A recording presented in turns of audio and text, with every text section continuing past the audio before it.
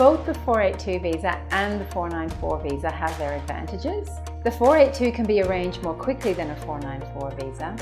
However, once you have it, the 494 visa offers longer-term benefits for the employees and the business. The 494 visa may be available to your business if you have a standard business sponsorship in place and if your business is operating in a regional area, which since the 16th of November 2019 now includes Perth, the Gold Coast, and really any business located outside of Sydney, Melbourne and Brisbane. One of the main reasons you should consider a 494 visa compared to the 482 visa is that it provides a lot more flexibility in terms of eligible occupations and the skills available to sponsor visa holders. There are over 650 occupations available for sponsorship on the 494 visa, so there is a much broader scope to meet your skills needs with this visa.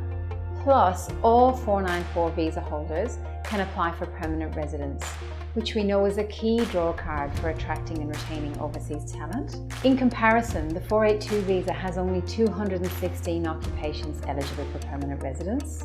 These are limited to employees on the medium-term stream of the 482 visa. Employees on the short-term stream of the 482 visa do not have access to permanent residence, but they may be able to have a pathway to permanent residence through the 494 visa. And we'll have more information on this later. Another advantage of the 494 visa is that it provides a more secure pathway for permanent residence than the 482 visa. This is because there are only two factors that a migrant must satisfy in order to apply for permanent residence through the 191 visa: that they live in a regional area and that they work in a regional area for 3 years. They do not have to be concerned that their occupation may be removed from the permanent residence list after a 3-year wait, the way they would if they applied through a 482 visa. It's also much more cost effective to develop a pathway for permanent residence through the 494 visa. Employers can save several thousands of dollars by sponsoring through the 494 visa compared to the 482.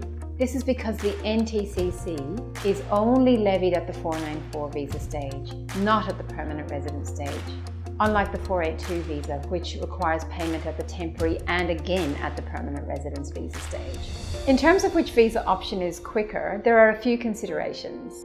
Employers do get priority processing under the 494 visa. So once the visa is lodged, it does go to the top of the government's priority processing list. However, I would say that the complexities involved in the 494 visa application process may require quite a bit more time than the 482 visa.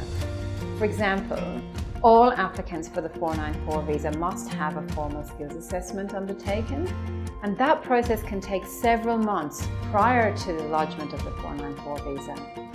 Similarly, all businesses must undertake labour market testing because there are no legislative exemptions and no international trade obligation exemptions for labour market testing under the 494 visa, as there are with the 482 visa. With the greater flexibility that the 494 visa offers in terms of eligible occupations and pathways to permanent residence, I would say it is definitely worth considering if an occupation you require is available for sponsorship on both the 494 visa and the 482 visa.